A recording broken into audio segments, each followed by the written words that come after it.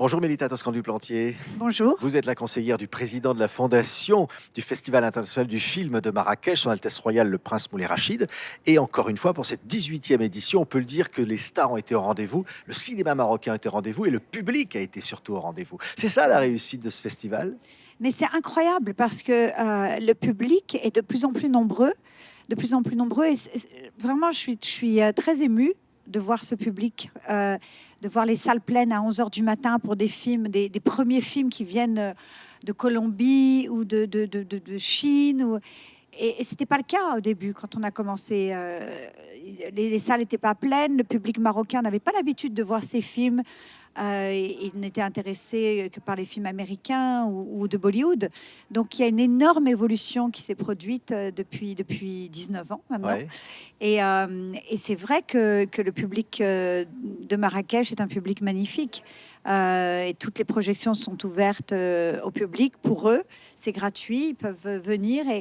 Et ça a été une année assez riche cette année, entre les leçons de cinéma qui étaient nombreuses, Les avec un public, les conversations, conversations, la plage à exactement. Maafna, on a eu des soirées incroyables.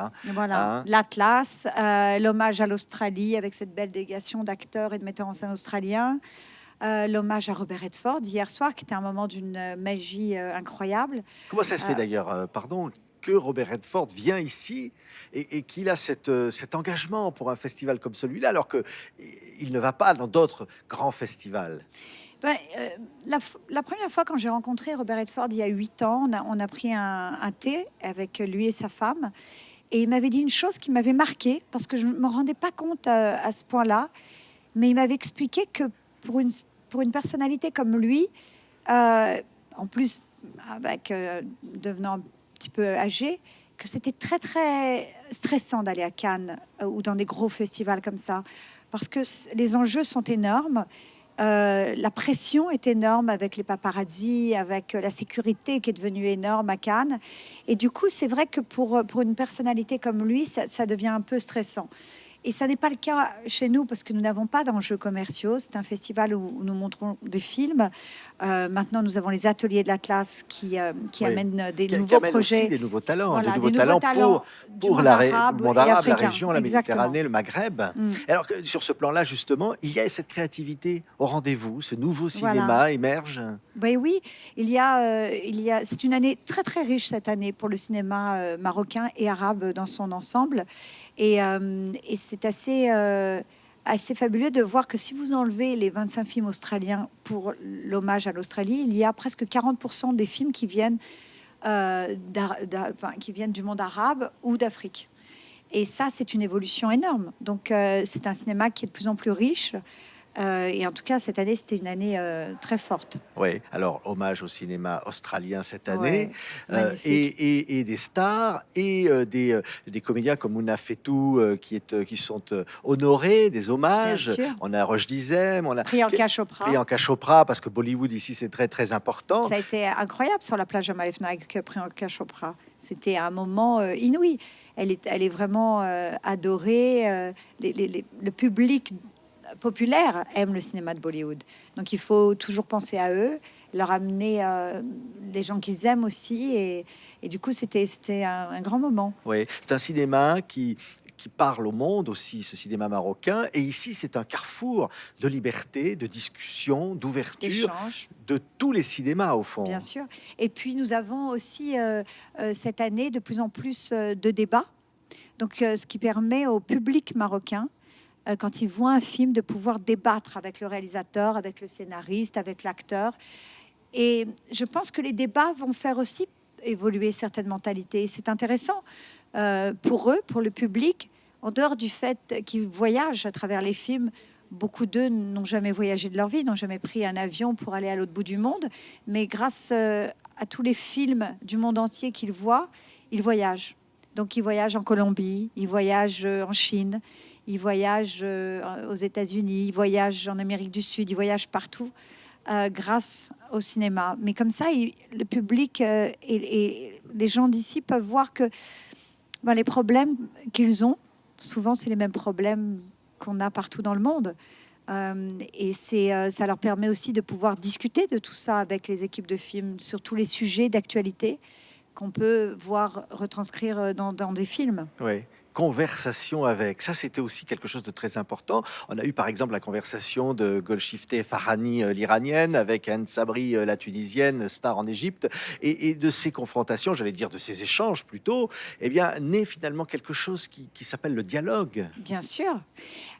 Avant, on appelait ça masterclass. Et puis l'année dernière, quand on a redemandé à Martin Scorsese d'en faire une, parce qu'il en avait déjà fait une en 2004, il m'a dit, écoute, Mélita, je préférerais qu'on appelle ça conversation avec. Parce que je n'aime pas qu'on m'appelle maître, et les autres réalisateurs non plus en général. On est bien plus modeste que ça, et donc ce serait mieux d'appeler ça conversation. Et on a trouvé que c'était une bonne idée. Ouais. Donc on appelle ça conversation, et puis il y en a certaines qui sont plus des leçons de cinéma, comme celle de Lonitza, qui était plus technique sur le cinéma. D'autres sont plus comme celle de Robert Redford sur le sens de ses choix, le sens politique de ses choix comme acteur et de ses actes. Donc voilà, chaque conversation est différente, mais sont toutes aussi passionnantes les unes Oui, des des moments très autres. forts. Je pense Ouais. par exemple à Harvey Keitel qui remet eh bien, une récompense d'honneur à Bertrand Et oui, Tavernier. c'était un joli moment aussi, Ouais, très émouvant. Tous ces moments sont spéciaux pour moi, parce qu'en fait, je prépare le festival pendant des mois. Donc c'est assez abstrait. On est au téléphone, sur nos mails. nuit et jour. Oui, parce que je travaille beaucoup la nuit, parce que très souvent, j'ai des rendez-vous téléphoniques qui sont à 2 heures du matin avec Los Angeles ou avec d'autres pays parfois. Donc souvent, je suis obligée de me réveiller dans la nuit pour répondre à des mails, pour ne pas perdre 24 heures. Donc je travaille aussi Mais beaucoup ça la veut nuit. dire que c'est un engagement total pour arriver à Ouais, ce bien sûr. résultat, pour arriver à ces moments-là. Et j'allais presque dire, Mélita Toscan du Plantier, est-ce qu'il y a des rêves encore? Est-ce que vous J'ai rêvez plein de encore rêves. d'avoir telle ou telle star internationale demain ou Ah ouais, mais il de... faut toujours rêver. Hein? Mais moi, je rêve toujours quand je constitue le jury. C'est très, très passionnant, en fait. Et oui, je rêve d'avoir Meryl Streep, je rêve d'avoir Al Pacino, je rêve d'avoir Brad Pitt, je rêve d'avoir encore plein d'autres personnalités qu'on aura un jour. On a mis 8 ans à voir Robert Redford, et il est venu, il adore, il prolonge son séjour parce qu'il est bien ici, il est heureux. Quand je l'ai vu ce matin, il m'a dit qu'il avait mal dormi parce qu'il avait été tellement ému, qu'il avait été tellement submergé d'émotions. Et il m'a dit une chose assez inouïe. Il m'a dit, je ne savais pas qu'on m'aimait autant. Et ça m'a beaucoup touché en fait qu'il dise ça. Et vraiment, je crois que c'était un moment incroyable hier, d'émotion. Tous les gens étaient émus, beaucoup de gens pleuraient. Moi, j'étais assise à côté de sa femme qui était en larmes, mais entièrement en larmes. Son assistante, enfin tous les gens qui l'ont accompagné étaient en larmes, alors qu'ils doivent avoir l'habitude de... Donc c'était un moment magique. Merci beaucoup, Mélita Toscan du Plantier. Merci à vous. Merci aussi de nous avoir offert le merveilleux film de Martin Scorsese sur un grand Eh écran. oui, avec un son Quel privilège incroyable, ouais. hein, d'avoir vu The Mais Martin Irishman. Scorsese tenait Ouais. à ce qu'on montre le film, même s'il était déjà sorti sur Netflix. Il me l'a demandé, et on ne peut pas lui refuser quoi que ce Ouais. soit, parce que c'est un grand ami du festival. Et il était triste de ne pas pouvoir être là. Merci. Merci Merci, à vous. Mélita Toscan du Plantier, d'avoir été notre Merci. invitée. Merci. Merci beaucoup.